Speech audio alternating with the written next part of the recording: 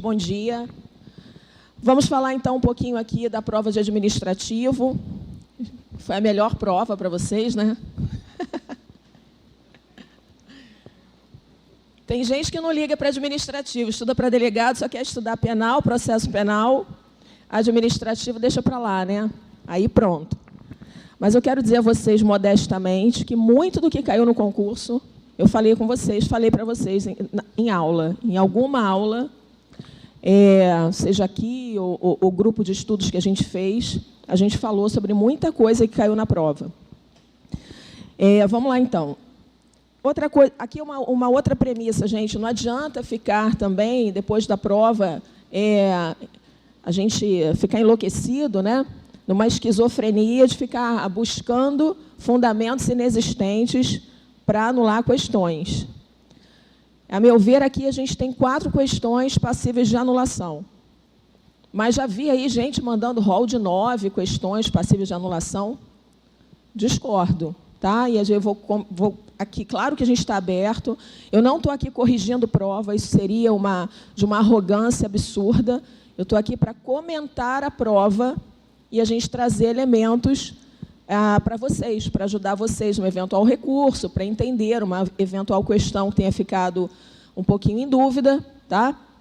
O objetivo é esse. Então, é importante que a gente deixe claro, até porque direito não é uma ciência exata, e a gente tem entendimentos diferenciados que, às vezes, caem em prova objetiva, de qualquer maneira. Então, vamos lá, 41. Paulo, servidor público estadual, verificou durante pesquisas na web que seu contra-cheque encontrava-se acessível no sítio eletrônico do Governo do Estado, em que são divulgadas informações sobre a remuneração paga aos servidores públicos. Inconformado, Paulo ingressou com uma ação para retirada de seu nome do sítio eletrônico, requerendo ainda reparação por danos morais, por violação do seu direito constitucional à privacidade e à intimidade. Letra A é o gabarito. Correta. É esse mesmo, tá? Então, a gente tem aí um agravo em recurso extraordinário, anota o número, 652.777 de São Paulo, 652.777, São Paulo, em que o STF entende pela possibilidade da publicidade de informações relacionadas ao interesse público. Ele não está especificamente aqui falando do caráter nominal, mas ele está falando da publicidade, porque quando se é servidor público, a margem de privacidade é muito menos abrangente do que uma pessoa que não integra o serviço público, tá? E o STJ, sobre o tema, tem um mandado de segurança que é mais específico, que é o 19176, MS 19176, origem ao Distrito Federal, STJ, em que ele entende, ele considera possível a divulgação nominal. Ok? Você até vai encontrar, eventualmente, alguém que comente o dispositivo ou fale sobre isso, entendendo que, por conta do direito à privacidade, à intimidade, à segurança, o nome especificamente não deveria ser revelado, mas apenas a matrícula. Tá? Então, o STJ ele tem esse entendimento de que é possível a informação nominal. Se você precisar de mais uma questão, além dos que eu vou apresentar como passíveis de recurso, você pode utilizar aí vamos dizer assim, explorar essa questão do direito à segurança. Quando você associa o valor da remuneração ao servidor, você coloca o nome dele, você coloca ele exposto a eventual perseguição. Então, isso violaria um preceito maior que o preceito constitucional da inviolabilidade da intimidade, da privacidade, da garantia de segurança, tá? Então, que são valores maiores que a publicidade relacionada ao interesse público. Então, fica com essa carta aí na manga, tá? Porém, esse é um argumento extremamente fraco diante do posicionamento que a gente tem hoje. Mas é uma possibilidade, vocês podem usar caso precisem, né? Então, resposta certa, letra A. Ah, tem uma coisinha aqui. O finalzinho, né, da assertiva diz assim, ressalvando-se os descontos de caráter pessoal. Obviamente, se a pessoa, por exemplo, tem um empréstimo, e aí ela vem com esse empréstimo, é consignado, é descontado em folha de pagamento. Esse desconto não vai sair veiculado, né, gente? Porque aí diz respeito a uma questão eminentemente pessoal, não tem nada a ver com o interesse público. Você expõe a pessoa, inclusive publicamente. Então, essas questões de descontos de natureza pessoal, essas ficam reservadas, tá? De natureza pessoal, pensão alimentícia também. Agora, é claro que não entra aí o desconto da Previdência, o desconto do imposto de renda, isso aí não é de caráter pessoal, tá? 42.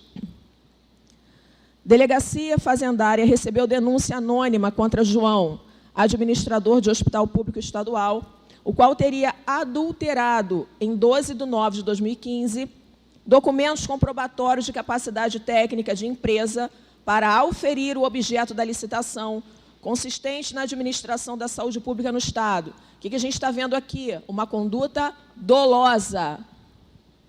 O delegado titular da Delegacia Fazendária, após as investigações policiais, concluiu que havia ocorrido o crime de frustrar o caráter competitivo do procedimento licitatório, nos termos do Código Penal.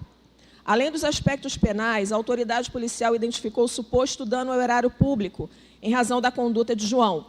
Assim, sugeriu em seu relatório final a instauração da ação penal e a propositura de ação de reparação de danos ao erário, fundada no ato tipificado como ilícito de improbidade administrativa.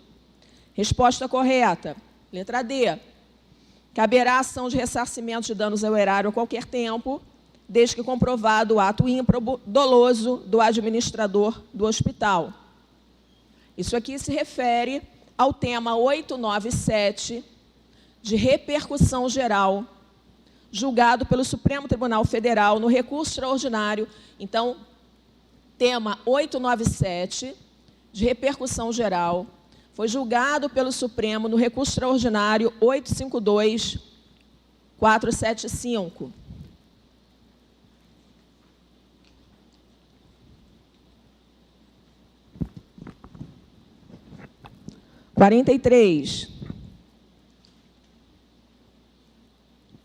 A Corregedoria-Geral de Polícia Civil recebeu denúncia anônima de que Paula, servidora estadual efetiva da Secretaria de Estado de Fazenda, cedida à Polícia Civil, atuava habitualmente com insubordinação para com seus superiores e divulgava informações da instituição nas redes sociais sem autorização.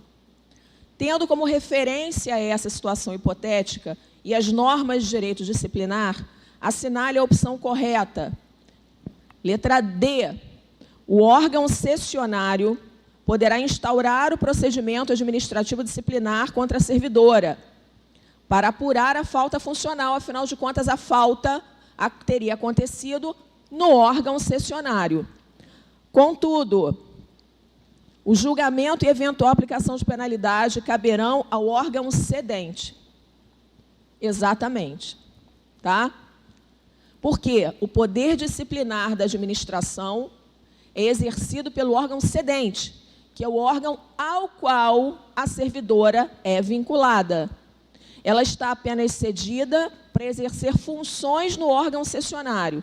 Então, se ela cometeu uma infração, o órgão cessionário, obviamente, vai levantar aqueles fatos, apurar aquelas questões e encaminhar para o órgão cedente, julgar e aplicar a sanção, se for o caso, porque é ele que exerce poder disciplinar sobre a servidora em razão do vínculo jurídico que possui com ele.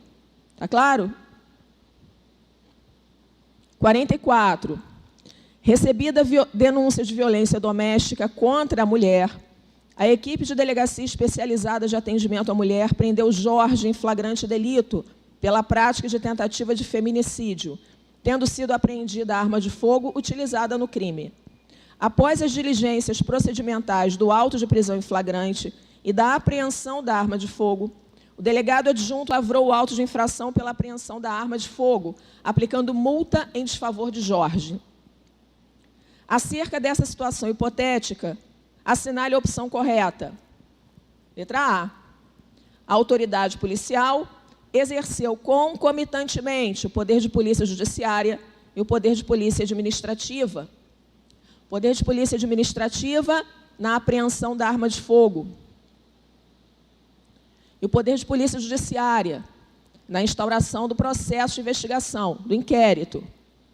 Lembra que a polícia judiciária, aliás, lembra que as corporações policiais exercem a chamada polícia mista, que não é a polícia que tem homem e mulher na corporação, não. Polícia mista é aquela que vai exercer funções de polícia judiciária e polícia administrativa. Polícia administrativa é a regra, é o gênero. E a polícia judiciária é uma espécie, é um plus na atividade administrativa. Então, quem exerce polícia judiciária necessariamente tem competência para a polícia administrativa. Agora, o inverso, nem sempre, tá? Então, por isso aqui a gente tem a atuação das duas formas, dos dois meios de atuação do poder de polícia. E a polícia judiciária atua quando houver a ocorrência de um ilícito penal.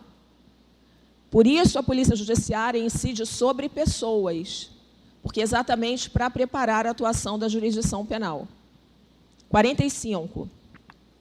Em 29 de dezembro de 2021, Jairo, ex-secretário de Estado de Polícia Civil, foi citado para pagamento referente à ação de execução interposta pelo Estado, decorrente de multa aplicada em acórdão do Tribunal de Contas do Estado, em 12/3/2015, em razão de a Corte de Contas ter identificado que, à época em que Jairo era o titular da pasta e ordenador de despesas, fora adquirido um aparelho de radiologia que não se mostrou necessário, nem foi utilizado em benefício da instituição. Por esse motivo, o TCE concluiu pela ilegalidade da aquisição, aplicando multa ao ex-jurisdicionado, a qual até o momento não foi paga. Considerando essa situação hipotética, assinale a opção correta. O que você não verifica, não vislumbra no enunciado? A conduta do Jairo não foi o quê? Dolosa. Não há dolo relatado no enunciado. Se não há dolo, existe prescrição. A gente tem aí 6 anos, desde o fato, que foi a aplicação da multa, até a cobrança. Então, já se operou a prescrição. Então, letra A, a ação não deve prosperar pela prescritibilidade da ação fundada no ressarcimento de danos ao erário estadual. A imprescritibilidade depende da conduta dolosa. E aqui não foi relatado dolo. –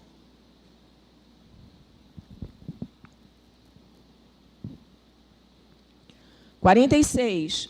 Maria trafegava em seu carro na Ponte Rio-Niterói durante a manhã, a caminho do trabalho, sentido Rio de Janeiro, quando, em meio ao trânsito lento, foi surpreendida por uma viatura da Polícia Civil, que passou de forma brusca e acelerada ao lado de seu veículo, causando um leve abalroamento, que levou a motorista a colidir contra o veículo à sua frente, o que, afinal, causou graves danos a esses 2 carros. Apesar do acidente e dos danos materiais aos 2 veículos, não houve feridos. Após confeccionar a declaração de acidente de trânsito no site da Polícia Rodoviária Federal, Maria resolveu comparecer ao plantão da Corregedoria Geral da Polícia Civil para noticiar o ocorrido, tendo indicado o número da unidade policial inscrito na viatura, assim como o horário em que o abalroamento havia acontecido. Em sua apuração preliminar, a Corregedoria identificou os policiais civis que estavam na viatura, assim como constatou que eles não se dirigiam a nenhuma diligência policial na ocasião, apenas buscavam fugir do engarrafamento. Após regular sindicância administrativa disciplinar, os policiais foram punidos. Ao tomar conhecimento do resultado da apuração da Corregedoria Geral da Polícia Civil, Maria decidiu ajuizar ação para obter do Estado reparação civil, tendo em vista os danos causados ao seu veículo. A partir dessa situação hipotética, assinale a opção correta com relação à responsabilidade civil dos servidores públicos. Letra D. A ação por danos causados por agente público deve ser ajuizada contra o Estado ou contra pessoa jurídica de direito privado prestadora de serviço público, sendo parte ilegítima para a ação o autor do ato, em observância ao princípio da dupla garantia, assegurado o direito de regresso contra o responsável nos casos de dolo ou culpa. Essa é a posição adotada pelo Supremo Tribunal Federal no tema 940 de repercussão geral. A gente, inclusive, falou isso aqui. Existiam dois posicionamentos bem distintos. O do STJ, que era o posicionamento da possibilidade da legitimidade per saltum, ou seja, a vítima acionar diretamente o agente causador do dano. Esse é o entendimento, a posição adotada pelo STJ. E o princípio, o entendimento da dupla garantia, que é o posicionamento do STF, que a dupla garantia é o parágrafo 6º do artigo 37. Na primeira parte, consagra uma garantia para a vítima, que é a garantia de discutir a questão do dano sem ter que discutir elementos subjetivos, sem ter que discutir culpa. E a segunda parte do parágrafo 6º trata da garantia para o agente causador do dano, que é a garantia de não ser acionado diretamente. Então, havia esses dois posicionamentos bem distintos, até que o Supremo julgou em repercussão geral esse tema, que é o tema 940, entendendo que o artigo 37, parágrafo 6º, traz em seu corpo uma dupla garantia, ou seja, o agente tem a garantia de somente ser acionado em ação regressiva, desde que tenha havido a condenação da pessoa jurídica ao pagamento da indenização. Há quem entenda, inclusive, que a pessoa jurídica só pode ajuizar a ação em face do agente depois que ela pagar a indenização. Tá? Mas isso não é inquestionável. Há entendimento nesse sentido. Então, o que aconteceu com o STJ? Em razão dessa decisão em repercussão geral, pelo tema 940, o STJ começou a julgar, decidindo pela dupla garantia entre aspas, obediência e ao entendimento do STF. Tá bom? 47. O mandado de segurança é garantia constitucional prevista no inciso 49 do artigo 5º da Constituição de 88, regulada no âmbito infraconstitucional pela Lei 12.016 de 2009. A respeito desse relevante instrumento de controle da administração pública por meio da atuação jurisdicional, assinale a opção correta. O gabarito é a letra B. Diz assim, é inconstitucional ato normativo que vede ou condicione a concessão de medida liminar na via mandamental. Aqui a gente precisa fazer algumas considerações e essa questão aqui é uma questão passível de anulação. Por quê? Se você analisar a letra B, entendendo que o examinador se referiu a ato normativo como ato administrativo de conteúdo geral, a letra B está certa. Se você entender que aqui existe uma dubiedade, por quê? Porque ato normativo também pode ser analisado em caráter geral, lato sensu. E, lato sensu, o ato normativo abrange a lei. E, nesse caso, o ato normativo legal poderia, obviamente, alterar normas da Lei 2016, claro. Entenderam o que eu quero dizer?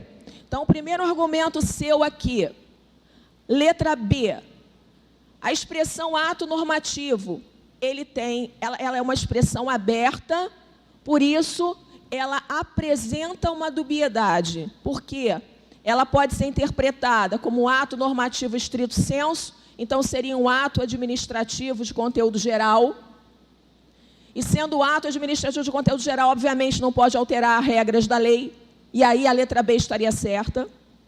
Mas também dá margem de entendimento que seria aqui um ato normativo lato sensu.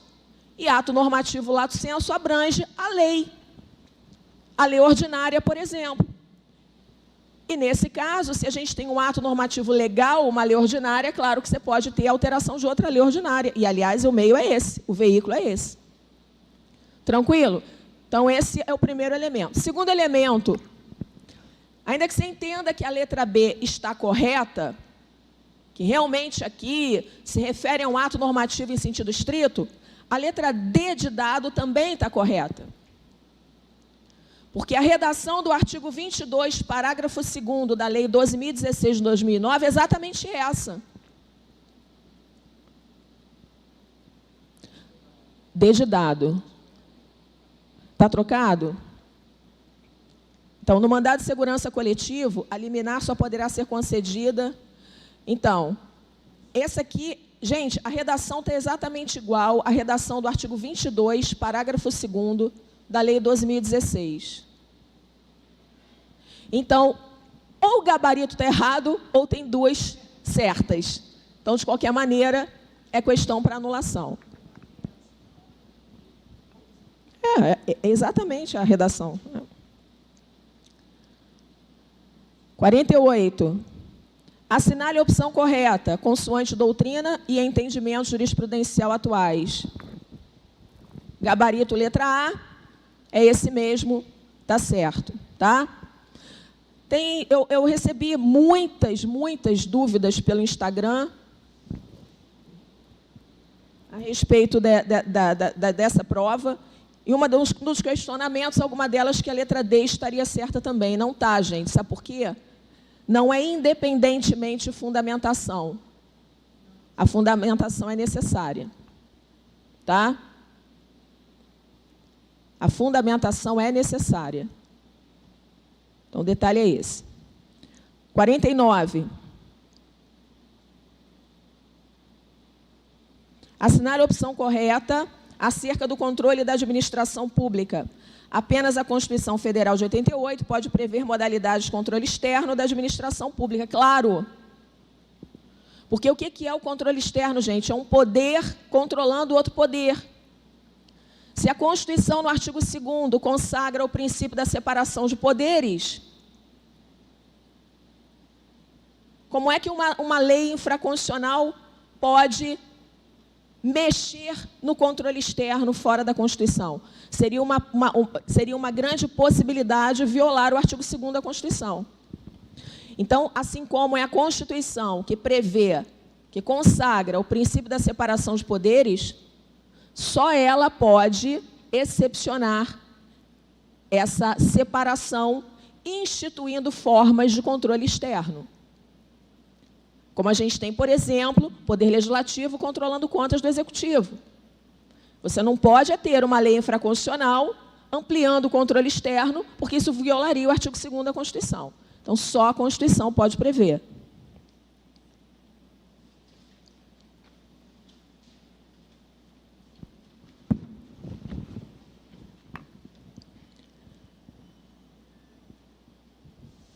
A questão 50, a meu ver, também é passível de recurso, tá? Anulação. Está lá, no que diz respeito à Lei de Introdução às Normas de Direito Brasileiro, com as alterações da Lei 13.655 de 2018, julgue os itens a seguir. A previsão do princípio devido processo legal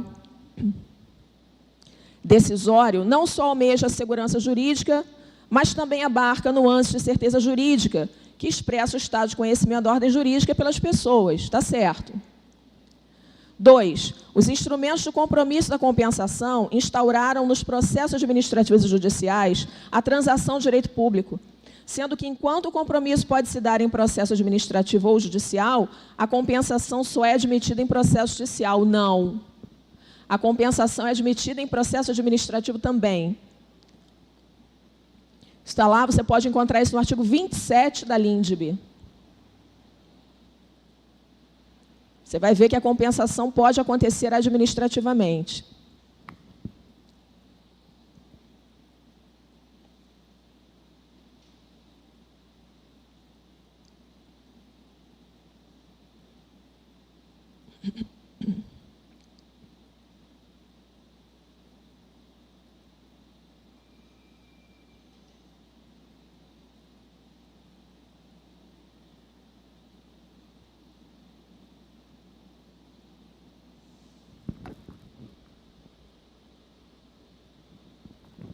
A segurança jurídica possui um duplo aspecto.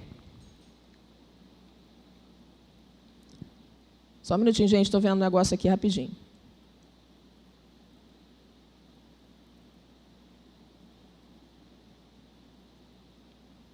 A segurança jurídica possui um duplo aspecto, o objetivo e o subjetivo. O primeiro é concernente às qualidades necessárias à ordem jurídica e já definidas, enquanto o subjetivo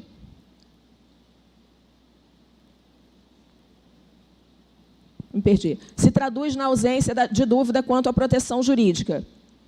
Tá certo. Estamos no 3 ou no 4? Espera aí. Segurança jurídica possui um duplo aspecto, objetivo e subjetivo. O primeiro é concernente às qualidades necessárias à ordem jurídica, princípio objetivo, e já definidas, enquanto o subjetivo se traduz na ausência de dúvidas quanto à proteção jurídica. O aspecto subjetivo da segurança jurídica, ele diz respeito à ausência de dúvidas de que aquela situação consolidada não vai ser mais mexida. Isso dá a segurança de que aquela situação é uma situação sobre a qual você pode se apoiar, sobre a qual você pode, então, ter garantias.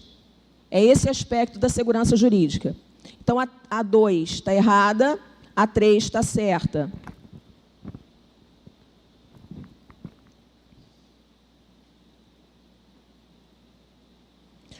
Quatro, o agente público responderá pessoalmente por suas decisões ou opiniões técnicas, no caso de dolo ou erro grosseiro, o que não se confunde pelo denominado crime de hermenêutica, ou seja, crime de interpretação, tá?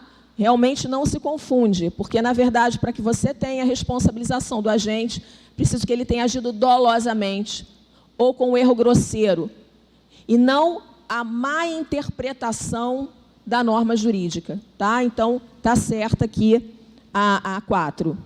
Então, a 3 está errada. A 3 está errada. A 2 está errada, a 3 e a 4. Então, na verdade, 1, 3 e 4 certas. Não tem essa opção.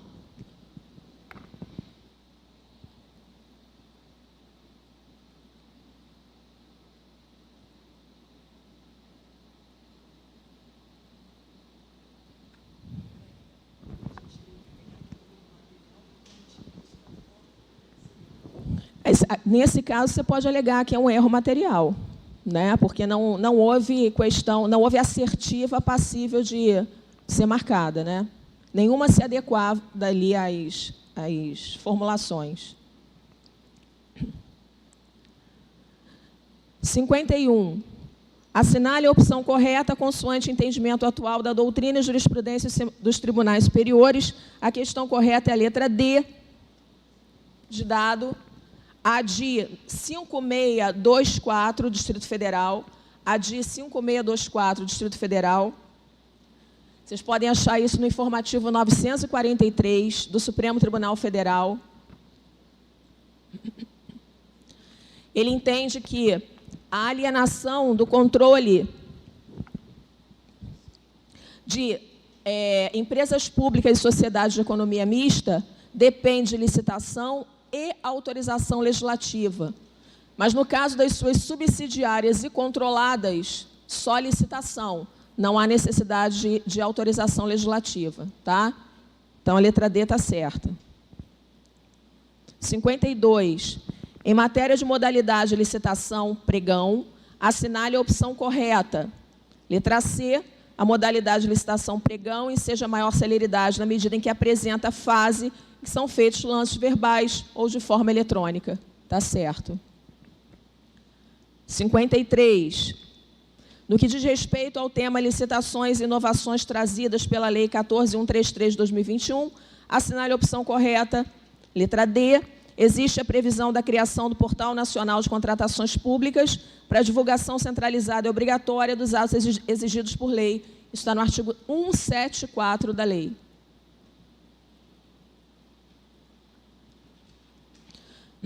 De acordo com o entendimento doutrinário jurisprudencial dos tribunais superiores, assinale a opção correta. A Força Nacional de Segurança Pública implica a cooperação federativa entre os entes estatais, somente podendo ser empregada em território Estado-membro com a anuência do seu governador. Decreto 5289, de 2004. Decreto 5289, que regulamenta a Força Nacional de Segurança Pública. Vocês podem ver o artigo 4º que diz respeito a isso.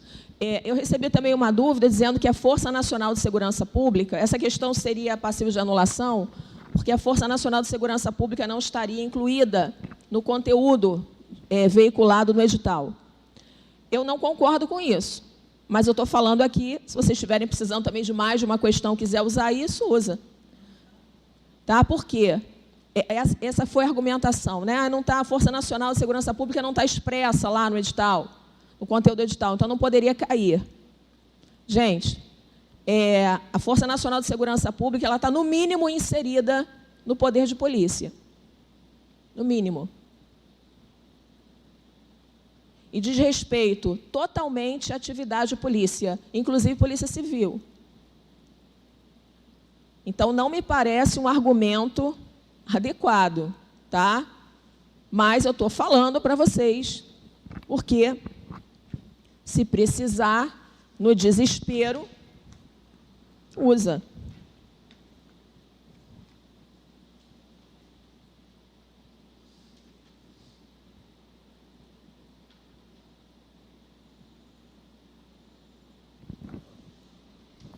(55) Essa, a meu ver, também é passível de anulação, porque teriam duas respostas certas, a letra A e a letra B. Podem ser aplicados os princípios constitucionais de direito administrativo. Podem ser aplicados diretamente pelo gestor público, mas não em sentido estrito, mas não em sentido contrário à lei e contra a legem, ainda que o interesse público aponte nesse sentido. E letra B, podem justificar decisões administrativas sem a intermediação da lei, tal como aconteceu com a interpretação feita pelo CNJ acerca de nepotismo, que hoje está lá na súmula vinculante número 13, né?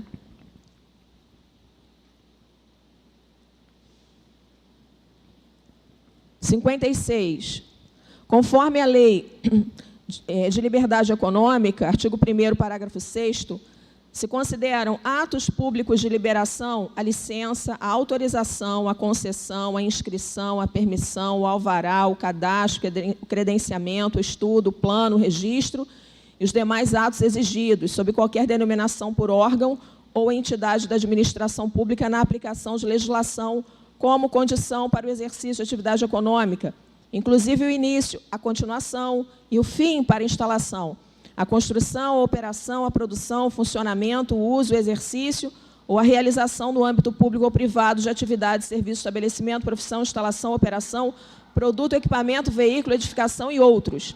De acordo com o entendimento corrente de direito administrativo, os atos de liberação podem ser compreendidos como: letra E, espécies de atos de consentimento de polícia administrativa. Não tem nada a ver com ato consensual, isso tudo não. Aqui a gente está falando da maioria de atos unilaterais. E o ato unilateral, ele produz efeitos apenas pela manifestação de vontade da administração. Um ato consensual que a gente tem aqui, por exemplo, é a concessão. A concessão, sim. Tá? Então, o que é um ato de... Poder de polícia, fases do poder de polícia, ordens de polícia, consentimento de polícia, fiscalização de polícia, sanção de polícia. O que é o consentimento de polícia? É o ato que legitima o particular, o ato da administração que legitima o particular a exercer direito ao uso de bens ou exercício de atividades.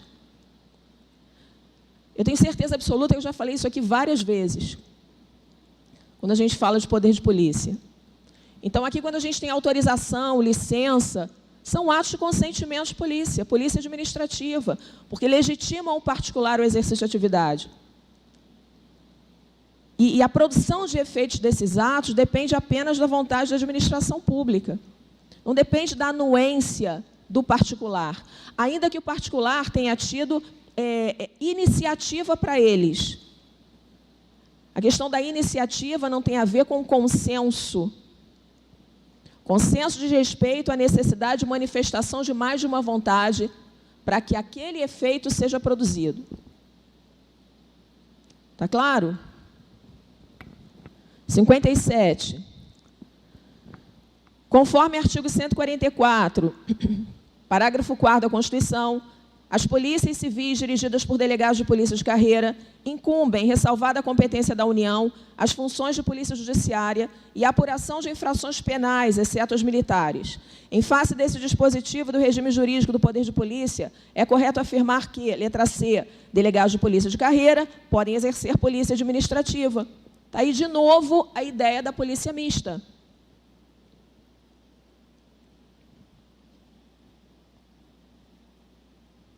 (58)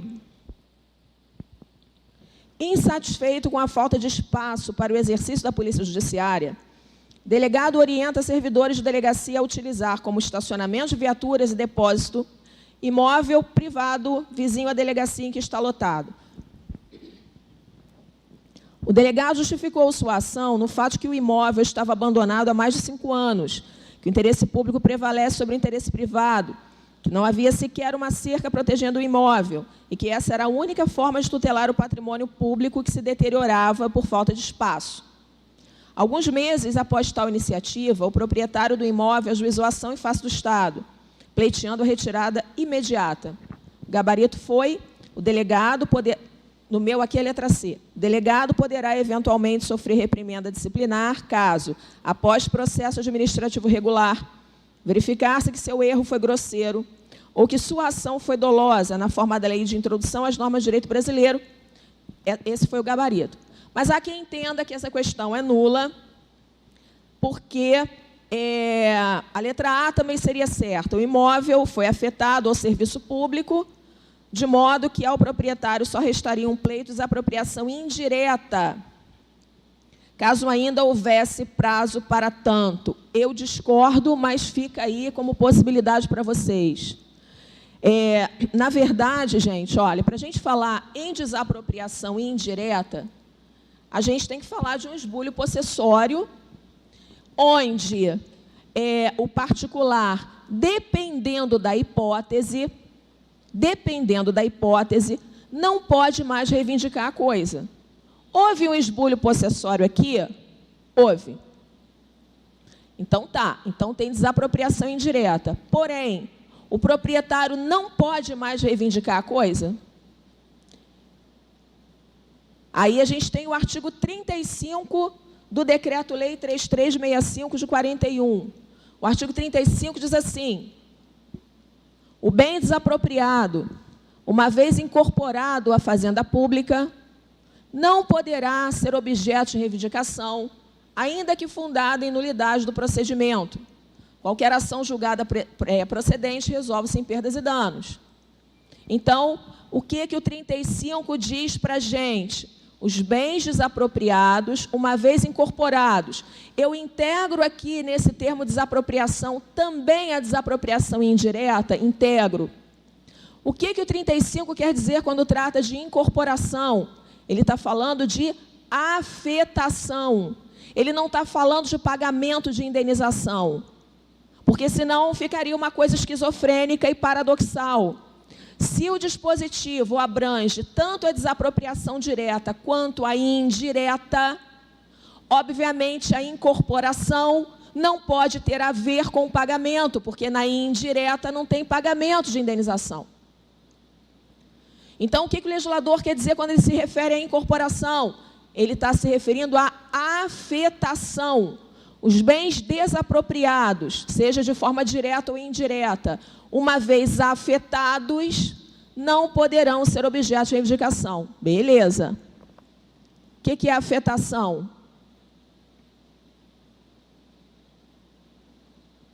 Afetação é a utilização do bem para a prestação de um serviço público.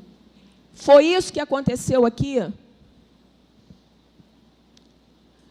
O que o delegado fez ali quando ele esbulhou a posse daquele sujeito que, no caso, era proprietário também e não apenas possuidor? Ele colocou ali a guarda de equipamento, de veículo, de bem. O imóvel estava sendo utilizado para a guarda de um bem, para a guarda de um veículo. Percebe? A guarda de veículo utilizada pela delegacia de polícia. E outra, a guarda de veículo utilizado pela delegacia de polícia por uma autoridade absolutamente incompetente para praticar aquele ato. Totalmente incompetente para praticar aquele ato. Porque uma coisa é você ter uma autoridade competente para praticar o ato e esbulhar. Outra coisa é você ter uma autoridade absolutamente incompetente para a prática daquele ato. Um ato absolutamente inexistente. Não há prestação de serviço público. O que aconteceu ali foi a utilização do bem para o interesse da própria administração, o interesse público secundário. Então, não se adequa ao termo incorporação do artigo 35 do Decreto-Lei 3365 de 41. Por isso, a letra A não estaria certa, porque o proprietário pode reivindicar a coisa sim. Está vendo aí que a questão diz, impede que ele reivindique, porque para a questão teria havido afetação? Então, olha lá, foi afetado ao serviço público. Não tem serviço público aqui, gente. Eles usaram bem ali para guarda de veículo. Não tem prestação de serviço público. Não foi atividade fim, por exemplo, da polícia. Então, não tem afetação. Se não tem afetação, não se aplica o 35. Então, o bem não está incorporado.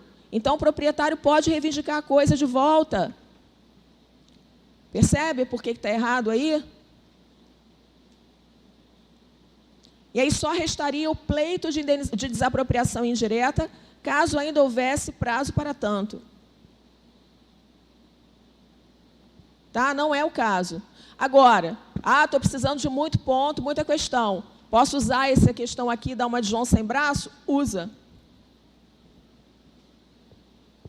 Eu só estou explicando para vocês o outro lado, para que vocês façam um recurso mais bem fundamentado. Se liga. Tá? Aí o que você vai... Aí eu vou te dar um outro elemento. Como eu sou boazinha. Eu quero que vocês todos passem. Você vai usar o seguinte elemento, ó. Serviço público, e aqui para fundamentar o seu recurso. Serviço público, ele pode ser analisado lato sensu ou estrito sensu. E aqui você tem serviço público e aqui você tem serviço. Serviço público, lato sensu, abrange serviço público, estrito sensu e serviço. O que é serviço público, estrito sensu? Aquele que objetiva atender o interesse público primário, que é o interesse direto da coletividade. Transporte coletivo, segurança, educação, saúde, telefonia, gás, água, vai por aí afora. E serviço? É atividade dinâmica que visa atender o interesse público secundário. Ou seja, o interesse da administração. Segurança interna, segurança da própria administração, limpeza dos prédios públicos. Aí você poderia fazer usando um neologismo, tá? Vou botar entre aspas, um esticamento, agora usando a palavra que existe, um estiramento da sua fundamentação para dizer que, na verdade, o enunciado estaria se referindo a serviço público lato sensu, porque ele não especificou. Então, a guarda dos veículos ali naquele imóvel seria uma espécie de serviço à disposição da administração. Gente, eu estou fazendo aqui, ó, estou esticando demais, mas para ajudar vocês no recurso. Eu discordo disso que eu estou falando, que não tem nada a ver com serviço. Mas você poderia estabelecer aí, né, esticar um pouquinho aí esse posicionamento para dizer que a guarda ali dos veículos, ela se constitui num serviço necessário à administração para que a própria atividade fim aconteça, que seria o serviço estrito sensu, tá?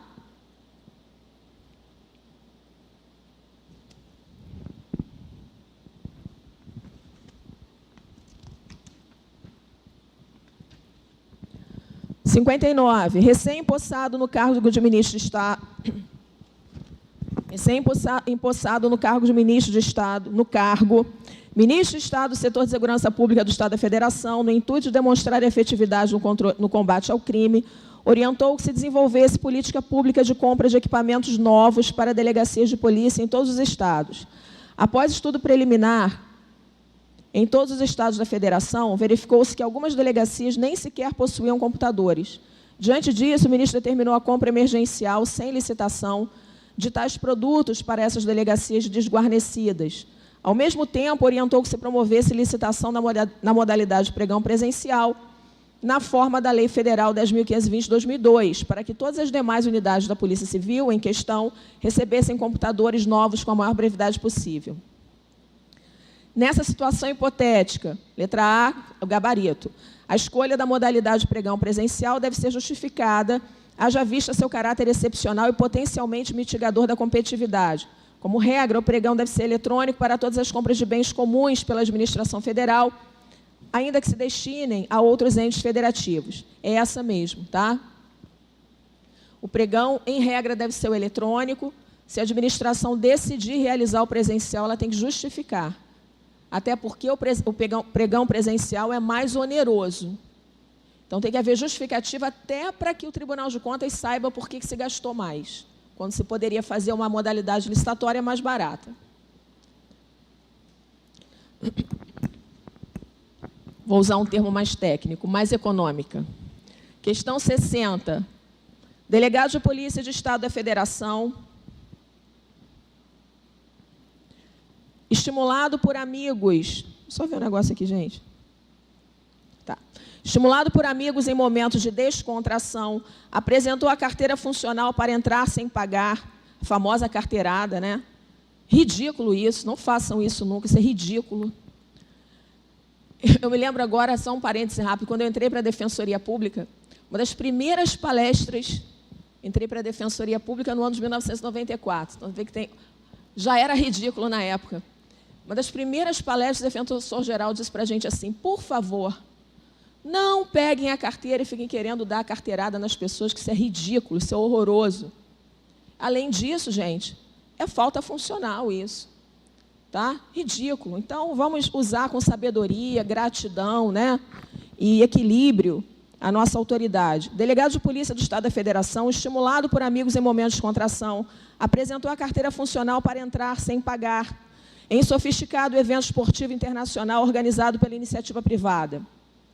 O delegado argumentou na entrada do evento que precisava ingressar com um grupo de pessoas para, em conjunto, apurarem eventual prática de ilícitos. Após o constrangimento causado, o delegado ingressou com mais de 10 amigos no referido recinto e assistiu e assistiu ao evento sem ser importunado.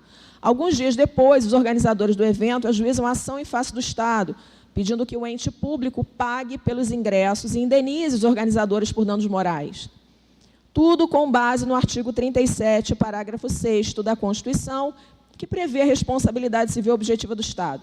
Considerando-se essa situação hipotética, é correto afirmar que... Aí o gabarito foi letra B. O referido artigo da Constituição é inaplicável à hipótese, haja vista que o delegado, a despeito do seu discurso, não estava no exercício de suas funções públicas. Sem embargo, o servidor pode responder diretamente pelo prejuízo que causou. Essa questão, a meu ver, é passível de anulação, está errada a letra B. Não é esse o entendimento da nossa jurisprudência.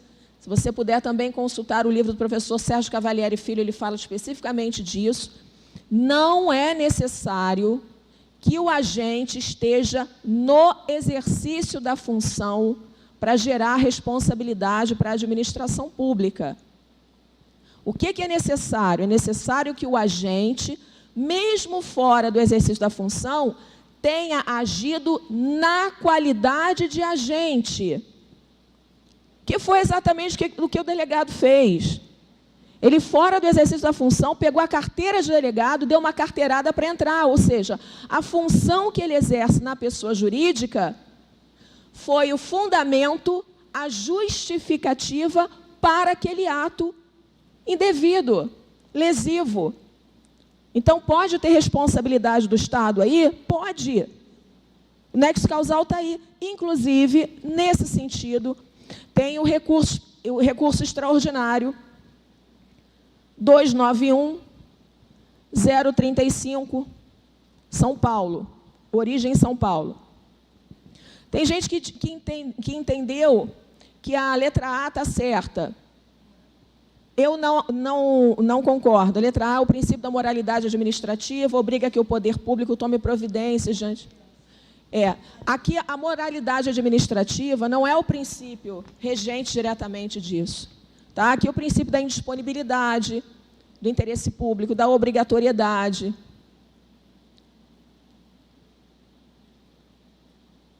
Não diretamente a moralidade. Ah, André, mas eu posso usar esse argumento também? Claro, claro que pode. Claro que pode.